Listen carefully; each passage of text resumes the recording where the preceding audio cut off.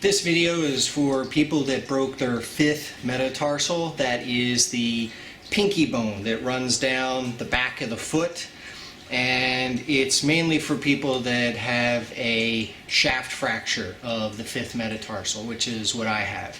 So you can use this information to monitor to see how you're progressing and give you some advice on different exercises and different things that you could buy or use to help you out in your recovery.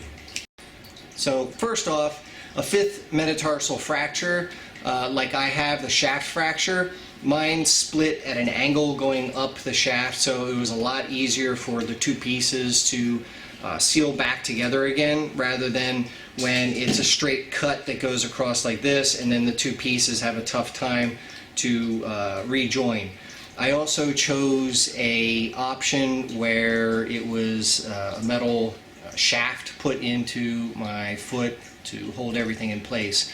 Out here I am in China, so the options are a little limited. I had the option of having 6 pins, little nails stuck in, or 6 nails and a metal bar, and with the metal bar I wouldn't have to have a cast. So I really don't like casts. I don't like being constricted and not being able to move my body parts around. So I chose the one with the metal bar, and that's the point of view I'm coming from for all the information that I'm giving you guys, okay? So the first thing is that a fifth metatarsal fracture is very common, so you guys don't have anything really bad to worry about. This is an easy to recover injury. It is a very common sports injury, and the time frame for getting up and running around and being back to your normal sport is normally 6 months is what they say. I'm hoping that I can get back to at least jogging or running or jumping rope or something before then. That'll be really nice. Something to note is that there are stages. Some people say 3 stages, some people say 4. I'm going to go with 4 stages for this video. So first stage is inflammation. That's when you break the bone or they do the surgery and your foot all swells up like a big loaf of bread and turns red and whatever. So that stage, there's arguments whether people should be using anti-inflammatories or not. My doctor was going to go with a long-term anti-inflammatory, and I said I don't really like anti-inflammatories. So he says, well, if you feel comfortable, you don't feel any pain, then you can stop taking them after a few days. But the reason for that is if the foot swells too much, then it could cause blood restriction in the area, and it could cause problems with your healing. But the inflammatory stage is important because that inflammation builds the building blocks for everything that comes afterwards. So if you reduce all the swelling and your foot looks completely normal, then you're probably going to have a slower recovery than someone that has like mild swelling or medium swelling. But what you really don't want is like really super inflamed, so it looks like a big giant balloon on your foot. Okay, so you can take the anti-inflammatories, but don't go crazy with them. Don't go taking them for 2 months or something like that. That's crazy, and don't go off them like on day 1. So you have the inflammatory stage, and that's where you're going to be keeping your foot elevated. You're going to be icing it like almost all the time. Like I was icing it every hour or every hour and a half, something like that. I am going to put up a quick kind of like rough notes for you guys so that you can see all the different stages right away. That way you can look at this video and pause it, and you can get a refresher if you want to, rather than listening to the whole whatever something minutes that will end up being. Okay, you don't have to go through the whole video a second, third, and fourth time. You can just look at the little notes, right? And that should be finishing about now, I think. All right. So first stage, swelling. During the swelling stage, you are going to want to be hitting vitamin E and vitamin C pretty hard to help with the swelling, to help with the healing. You're going to be dousing yourself with lots of proteins and lots of calories. your body really needs that stuff to repair. So you're going to be eating like crazy, and don't worry about it. I mean, when I was in the hospital and I did the operation, I didn't have to use a bathroom for like 2 days because my body was just using up everything that I put in it. Obviously I was peeing, but everything else was just getting absorbed. And even after that, I'm still on like 4,000 calories or more a day is what I was eating for like the first week or so. And then after that, it was a slow reduction. Your body needs to repair all those nerves. Your body needs to repair all the muscle damage that's in there. And you need to repair the bone as well. So the first part that happens is just like any cut that happens on your skin. You have blood rush to the area, the blood clots, and then it starts to build up scar tissue, and then after a while the scar tissue stops being red and it looks like normal skin again.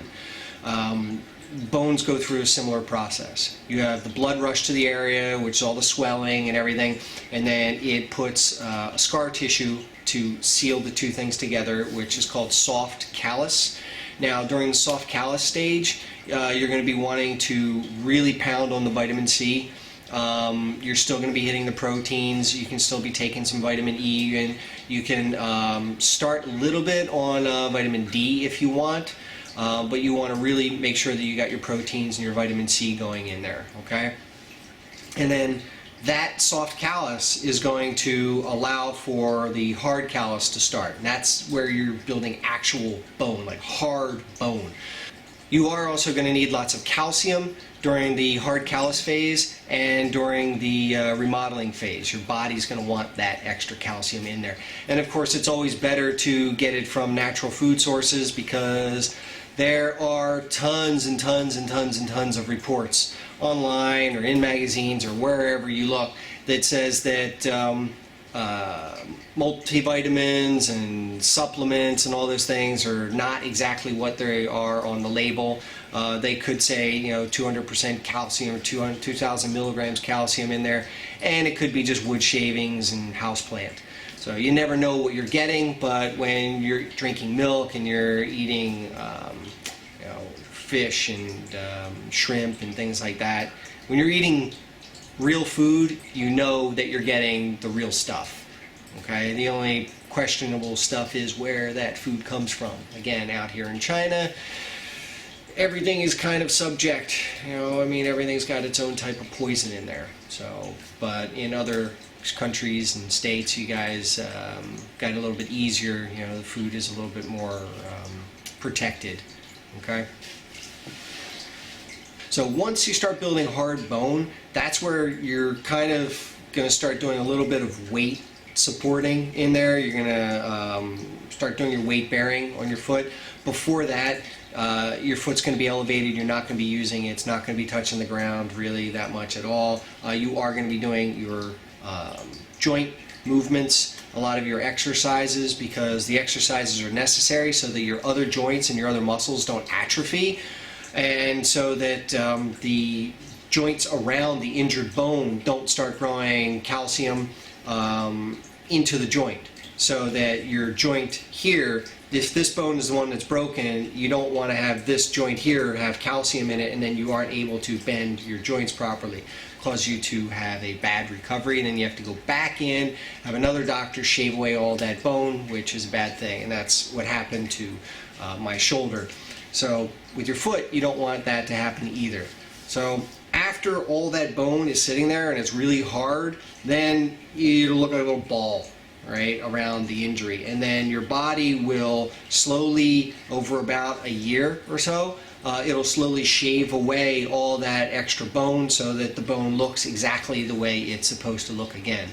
Now, with my option that I have where it is the pins and the bar, the doctor said that after 3 months of the surgery, I can go back in, get another surgery, and they will remove the pins, remove the bar, and it should only take another like 2 weeks or 3 weeks for, you know, the cut and the bone to fill in and heal up, and the bone should be strong enough that even with the holes in it, it will still be able to support most of the weight. It'll delay my final recovery by about 2 weeks, but it means that I will no longer have the metal stuff in my foot anymore. He also said that I could leave it in there indefinitely, so it doesn't really matter. He said that lots of people just leave it in forever. The length of time, the longer you wait, the more complicated it becomes to remove the metal pieces. He said the latest that I should remove it is 1 year after the surgery. Before then, it's fairly easy and it won't cause any complications. After that, I'm better off just leaving it in. So I haven't decided what I want to do just yet, because I really don't like sitting around. I don't like using the crutches, and anything that extends that amount of time is probably something I don't want to do. But I am kind of iffy about having a piece of metal in my foot that doesn't allow for the bone to flex or compress at all. So those are the stages for all of your bone growth, and as you're going through those, you'll be needing different types of vitamins, you'll be needing different types of exercises, different types of foods, calorie intakes, all that. So just remember that it's not the same stuff all the way through. It's not just like, hey, take vitamin X and you're fine for the whole thing.